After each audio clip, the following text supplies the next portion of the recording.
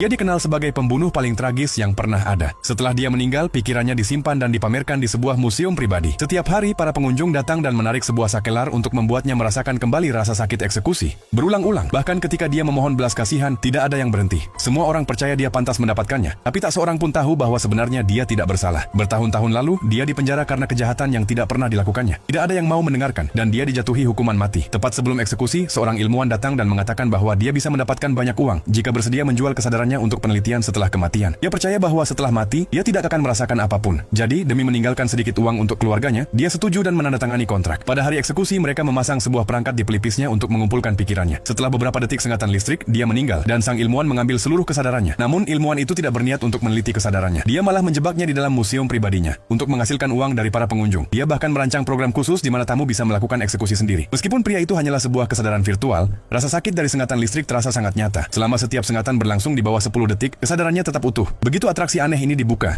ia langsung menjadi fitur paling populer di museum tersebut. Para pengunjung berbondong-bondong datang, bersemangat untuk merasakan sensasi menjadi algojo. Setelah setiap sengatan, mereka bahkan mendapatkan gantungan kunci souvenir yang menyimpan sebagian kecil dari ingatan menyakitkannya. Sengatan itu terus berlanjut setiap hari. Sang ilmuwan menghasilkan banyak uang, tapi dia masih menginginkan lebih, sehingga dia mengundang orang-orang sadis yang suka menyakiti orang lain. Mereka membayar mahal hanya untuk memperpanjang durasi sengatan. Bertahun-tahun berlalu, pikiran pria itu akhirnya hancur. Istrinya datang ke museum. Saat melihat apa yang telah terjadi padanya, hatinya hancur. Namun karena suaminya telah menandatangani kontrak dan tidak ada undang-undang yang melindungi pikiran seseorang, dia tak bisa melakukan apa-apa selain pergi dengan kesedihan mendalam. Suatu hari, di musim sepi pengunjung, seorang wanita muda datang ke museum. Sang ilmuwan dengan bersemangat menunjukkan seluruh tempat kepadanya, tanpa menyadari bahwa masalah akan datang. Gadis itu berpura-pura penasaran dan terus bertanya. Ketika ilmuwan itu kehausan karena banyak bicara, dia dengan ramah memberinya sebotol air beracun. Saat ilmuwan itu mulai memperkenalkan tahanan hukuman mati, racun itu mulai bekerja. Barulah dia sadar siapa sebenarnya gadis itu. Tibalah saatnya bagi sang gadis untuk membalas dendam. Dia memasang perangkat di kepala ilmuwan itu dan menunggu dengan tenang hingga dia mati. Lalu dia memindahkan pikiran sang ilmuwan ke ruang tempat ayahnya berada. Kini ilmuwan itu bisa merasakan sendiri rasa sakit kursi listrik. Setelah mengucapkan selamat tinggal terakhir kepada ayahnya, gadis itu menarik saklar. Sengatan listrik yang kuat mengalir melalui kedua pikiran secara bersamaan. Ilmuwan itu menjerit kesakitan, dan setelah 20 detik, pikiran ayahnya akhirnya bebas. Dia telah menyelesaikan tujuan hidupnya. Dia juga mendapatkan hadiah spesial, sebuah gantungan kunci yang menyimpan kesadaran menyakitkan sang ilmuwan. Dia keluar dari museum dan menggantung gantungan kunci itu di kaca spion mobilnya. Melihat wajah yang sedang menjerit di dalamnya, gadis itu tersenyum puas.